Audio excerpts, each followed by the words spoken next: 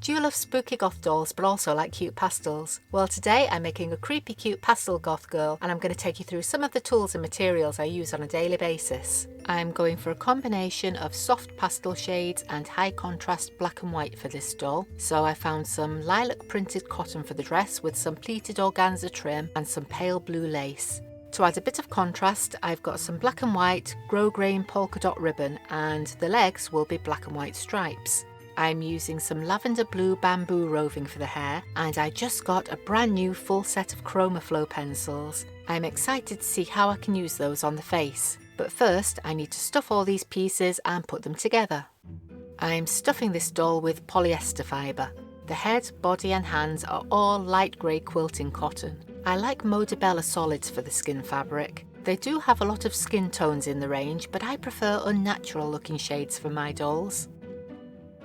The arms are made from quilting cotton in a lilac and white stripe design, so they look like long sleeves.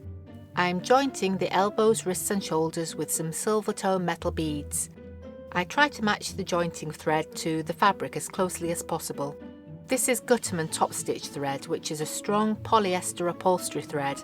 I'm using a lilac shade to joint the arms. The hands are jointed with some light grey thread.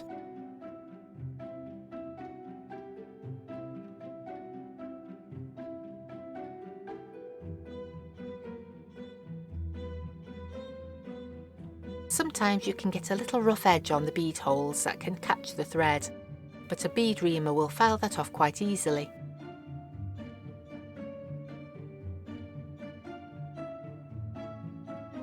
I'm attaching the head to the body with a button joint. I start with a button on the back, then pass the thread up through the neck and into the back of the head.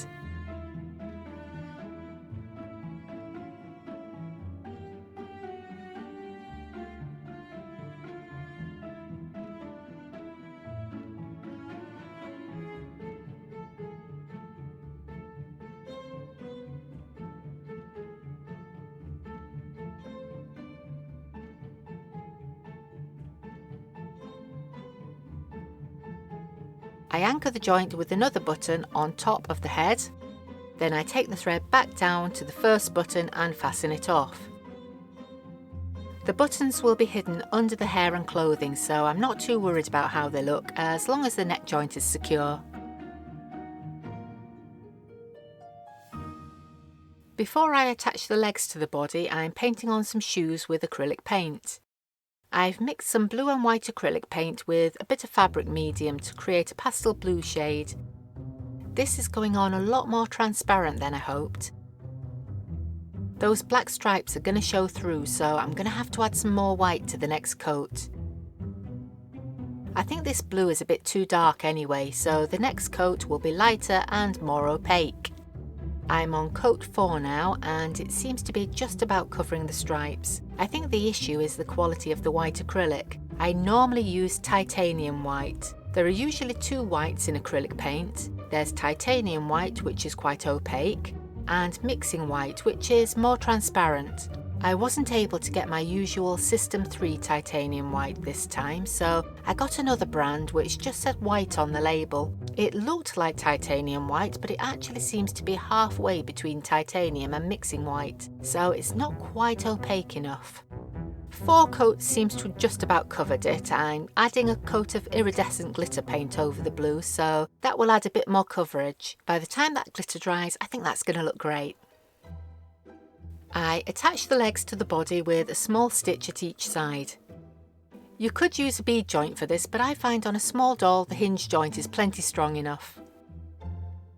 Most of the jointing techniques I use are adapted from Susanna Oroyan's book, Designing the Doll. It's an awesome book for doll makers of all levels. I'll put a link to that in the description. There'll also be links to a lot of the tools and materials I use. The stitches at the sides are going to be covered by the clothing, so I'm not too worried about hiding those.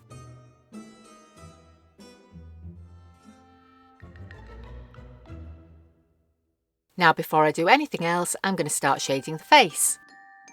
I'm shading around the eye area with Derwent Chroma Flow pencils. The Pastel Goth theme gives me the perfect opportunity to play with some brighter colours on the eyes. I'm using a couple of purple shades and working the pigment into the fabric with a blending pencil.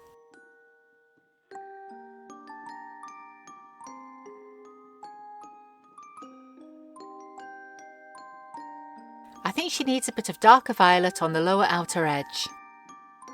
Then I just need to keep blending it until I get a smooth, soft gradient. This is going to need a few coats of fixative spray, so while that dries, I'll start working on the clothing. I start with a rectangle of lilac quilting cotton for the dress. This will form the bodice. I iron the hems at the top and bottom, then I start arranging some ribbon and lace to get an idea of how it'll all work together. Hand stitching can look a bit untidy on something this small, so I'm going to glue the trim in place for this one. I've sewn a couple of darts in the sides to get the basic shape of the bodice. The clothes are going to be fixed permanently in place, so I don't need to worry about armholes. The arms will be attached later over the top of the clothing.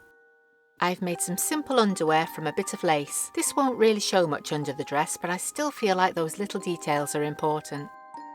I'm pinning the bodice onto the doll and making sure it's positioned exactly where I want it. Then I'll ladder stitch it up the back.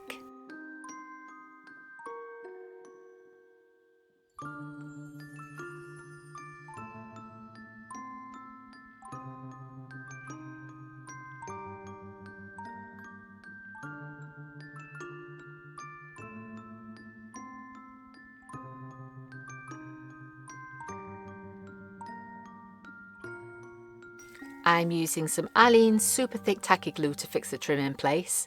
This glue grabs really fast. It's super strong, so I know it's not going to fall off, and it's acid free, so it won't go brittle over time. If you're enjoying watching this little one take shape, don't forget to hit that like button to let me know. This helps the video get seen by more people. You can also subscribe if you like, so you don't miss the next one.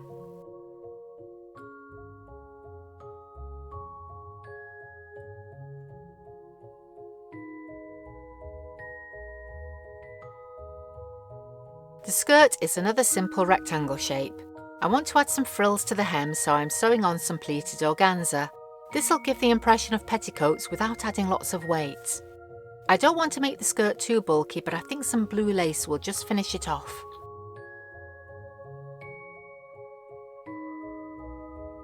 I've stitched the ends together to make a tube shape, and I'm gathering it up with a running stitch, then I'll stitch it to the doll.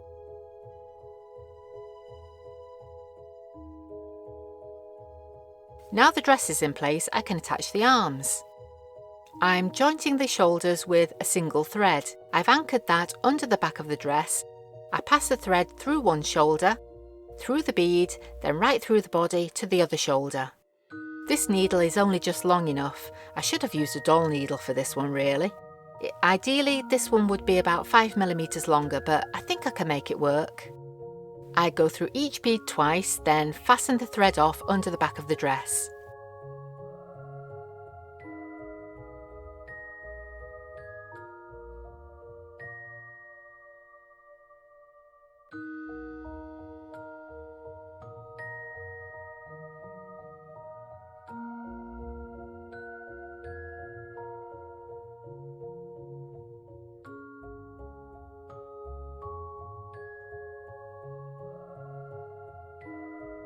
Perfect.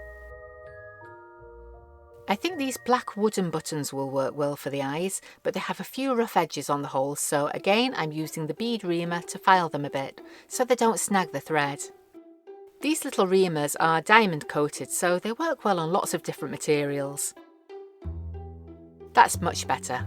The buttons are stitched right through to the back of the head. I love how bright that purple shading is looking against the black.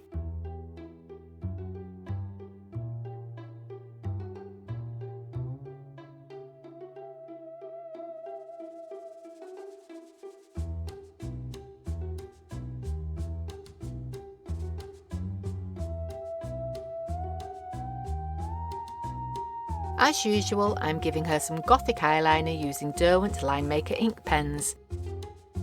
I want to continue that pastel theme onto the mouth, so I'm using a couple of shades of pink coloured pencil for a subtle blush on the lower lip.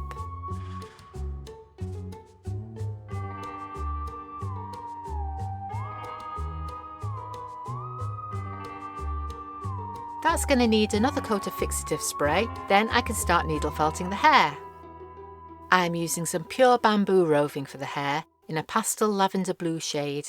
I'm needle felting it in with the Clover pen style tool and 3 38 gauge needles.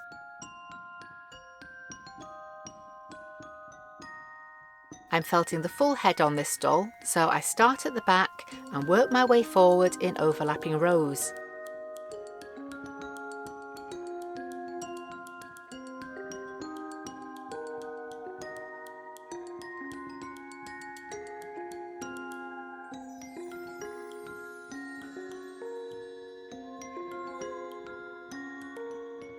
I want to give her a side parting, so I'm felting these strands in with a second felting tool that has 2 needles in it, so I can get a straight line.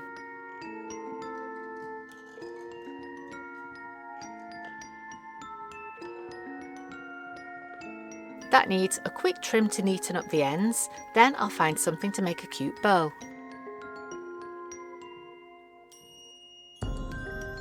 I've named her Essie Sour Candy.